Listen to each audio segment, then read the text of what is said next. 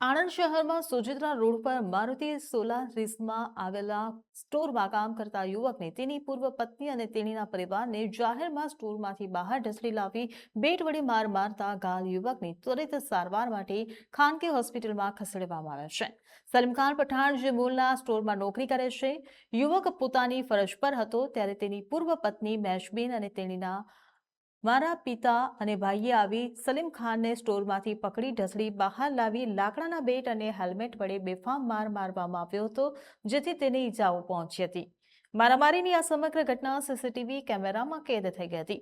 આ અંગે Anand town police મથકમાં લેખિત ફરિયાદ આપી ગુનો નોંધવાની માંગ કરી છે.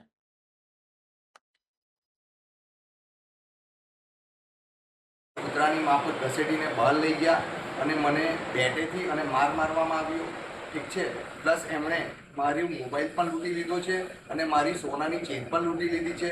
બરાબર સાહેબ, મને ન્યાય મળવો જોઈએ. એમની ફેમિલી એવું કહે છે કે હવે તું અહીં સોલારિસમાં નોકરી આવીશ તો અમે તને જાનથી મારી નાખીને ધમકી આપી છે મને. પ્લસ એવું કહે છે કે તારી બેબીની બી અમે મારી નાખીશું. સાહેબ, મેં એને છૂટાછેડા આપી દીધા છે. એને 25 લાખ